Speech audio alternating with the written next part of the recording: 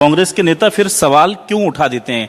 रविंद्र चौबे जी उठा देते हैं, कभी कोई उठा देता है और वो मांग कर देते हैं कि भूपेश बघेल जी के पास नेतृत्व होना चाहिए, उनके नेतृत्व में अगले चुनाव हम लड़ें। बर्थडे प्रेजेंट था। बर्थडे प्रेजेंट था।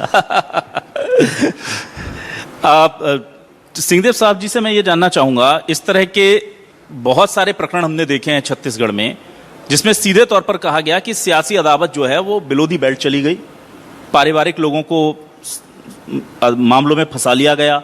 चैतन्य बघेल का मामला लिया जाता है, लखमा का मामला लिया जाता है, उनके परिवार के लोग गए, और एक दूसरा पक्ष जो होता है वो कोर्ट के जरिए हम देखते हैं कि वहां से राहत नहीं मिल रही है। ये हो सकता है कि सियासी तौर पर किसी ने कोई प्रकरण बना करके भेज दिया, लेकिन कोर्ट इतने लंबे समय तक राहत नहीं दे रहा है। इससे असमंजस है लोगों में कि क्या वाकई में कुछ ऐसी गड़बड़ियां थी जिसका कोर्ट कन्विंस है कि हाँ भाई गड़बड़ियां थी, हम इनको बेल नहीं दे सकते, क्योंकि सियासी तौर पर तो जेल तक पहुंचाने का काम हो सकता है, जेल में रखने के लिए तो फिर court will decide that. Money laundering act जो होता है जी, ये ऐसा बन गया है या बना दिया गया है कि इसमें बेल का प्रावधान बड़ा कठिन है। और जब बेल की बात हम करते हैं और न्याय की बात करते हैं तो आप आज सोनम वांगचुक भी जेल में है, आसानी से उनको भी बेल नहीं मिल रही। आज एक जुबैर या कोई और एक पत्रकार है, यूट्यूबर थे या पत्रकार थे और लोग हैं, उनको भी बेल नहीं मिल रही। तो मैं नहीं मानता कि उनके वो गलत पक्ष के हैं, जो मेरी जानकारी है, लेकिन बेल नहीं मिल रही। ये बात अलग है।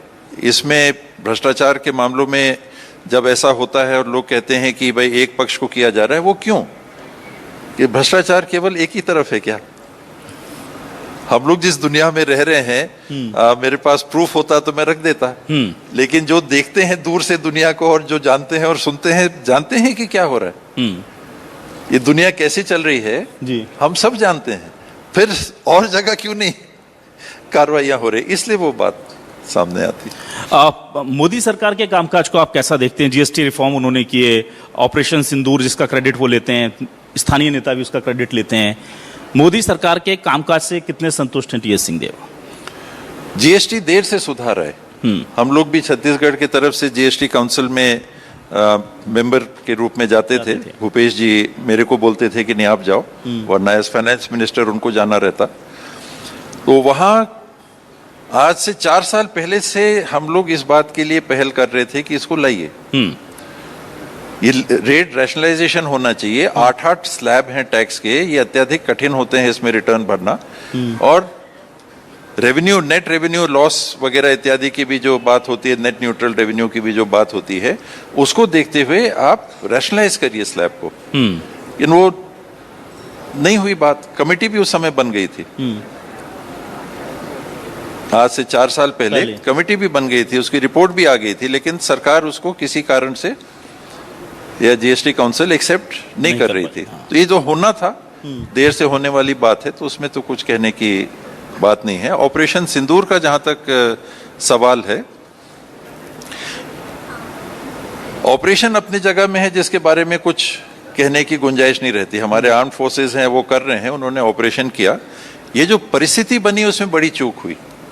पहलगांव में कैसे संभव था या कैसे ऐसा हुआ कि आपने सैलानियों को ऐसे जगह पे जाने दिया जहां पर सिक्योरिटी ही नहीं थी, और अगर सिक्योरिटी आपने इसलिए नहीं रखी क्योंकि आपको एहसास ही नहीं था कि ऐसा कुछ हो सकता है, तो ये बहुत बड़ी चूक थी। उसके बाद की जो कार्रवाई है, वो तो आर्मी ने जो एक्शन लिया वो असरदार एक्शन था। टीएस सिंहदेव साहब के भविष्य की क्या योजना है? फिर से अगले चुनाव के रणनीतिकार के तौर पर घोषणा पत्र जो आपका था, जब भूपेश बघेल सरकार आई थी तो बताया जाता था कि जो आपने मेहनत की थी एक विधानसभा में घूमकर, क्या वैसी कोई भूमिका आपको मिलेगी, या आपको लग रहा है कि इस बार मुझे फ्रंट से लीड करना चाहिए? क्या आपका मन क्या है? पार्टी तो जो डिसाइड करेगी बाद में करेगी, अभी टाइम है उसके लिए। टीएस सिंहदेव किस भूमिका में खुद को देखते हैं अगले चुनाव के लिए? कांग्रेस की सरकार बनाने के लिए मैं क्या कर सकता हूं? मैं आने वाले 3 साल में, पिछले 2 साल में भी वही कर रहा हूं, आने वाले 3 साल में भी मैं वही करूंगा। टीएस सिंहदेव साहब को कोई मलाल पिछले 2 सालों में कांग्रेस पार्टी को लेकर के रहा हो कि भाई मैं ये विपक्ष में आने के बाद अब 2 साल हमने इतना वक्त बिताया, हमें इस लेवल पे पहुंच जाना था, क्योंकि आप संगठन को लेकर के भी बहुत सक्रिय रहते हैं और बहुत चिंता करते हैं, तो क्या कांग्रेस ने पिछले 2 सालों में विपक्ष की भूमिका के साथ साथ संगठन को मजबूत करने के लिए, क्योंकि यह कहा जाता है कि जब आप सत्ता में थे आपने संगठन को ध्यान नहीं दिया जिसकी वजह से आप सत्ता से गए, क्या वापसी आपने वहां पर डैमेज कंट्रोल कर लिया है? संगठन के तौर पर बात कर रहा हूं। अभी नए सिरे से जो चिंतन कांग्रेस में चल रहा है उसमें एक नई इकाई कांग्रेस के संविधान में इंट्रोड्यूस हुई है, मंडल के नाम से, जोन कह लीजिए। अब उसे 10 से 20 पोलिंग बूथ के बीच में एक कांग्रेस की संवैधानिक इकाई, पोलिंग बूथ और पहले ब्लॉक होता था, हाँ। अब पोलिंग बूथ, मंडल और ब्लॉक। तो ये काफी कारगर साबित होना चाहिए। और इसके नीचे अनऑफिशियल सेक्टर, 2-3 पोलिंग बूथ के पीछे एक सेक्टर और पोलिंग बूथ। और जो संगठन सृजन की अभी गतिविधि चल रही है, ये नई प्रक्रिया अपनाई गई है। कैसे परिणाम आते हैं ये देखना बाकी है। उसके बाद फिर गाड़ी आगे बढ़ेगी। पीढ़ी परिवर्तन की बात करने वाले राहुल गांधी ने जब चुनावों में हमने देखा कि मध्य प्रदेश व छत्तीसगढ़ जब दिग्गजों के कारण भी जीत नहीं मिल पाई, तो उन्होंने युवाओं को, कमोवेश युवा जो थे वहां, जीतू पटवारी, यहाँ दीपक बैच को कमान दे दी। अगले चुनाव में अनुभवी नेताओं की भूमिका क्या होगी, इसको लेकर संशय है। टीएस सिंहदेव साहब संगठन के तौर पर, पितृपुरुष के तौर पर देखे जा सकते हैं, या आपको लगता है कि दौड़ भाग वहां भी करवाई जाएगी और मुख्य भूमिका में होंगे? अभी मार्गदर्शक मंडल वाली स्थिति अपनी नहीं देख रहा हूं। और जहां तक कांग्रेस की बात है, कांग्रेस स्पष्ट तौर पे ये कह रही है कि 50 साल से नीचे वाले आधे, 50 साल से ऊपर वाले आधे, यानी 50 साल से नीचे वाले कम से कम आधे, तभी गुंजाइश है। अंत में बस एक छोटा सा सवाल मेरा आपसे है, क्या आपको लगता है कि कांग्रेस यहां से, क्योंकि देखिए डबल इंजन की सरकार बीजेपी कहती है, उनके पास दुनिया का सबसे बड़ा संगठन है, बूथ स्तर तक पन्ना प्रमुख, अर्ध पन्ना प्रमुख तक हैं, अब आप उस फॉर्मूले को अप्लाई करके बूथ तक जा रहे हैं, वो आधे पन्ने तक पहुंच चुके हैं, वो एक एक परिवार के लिए एक एक आदमी डिप्लॉय कर रखे हुए हैं। क्या आपको लगता है यहां से अगले 3 सालों में आप ओवरकम कर लेंगे बीजेपी के संगठन की शक्ति को?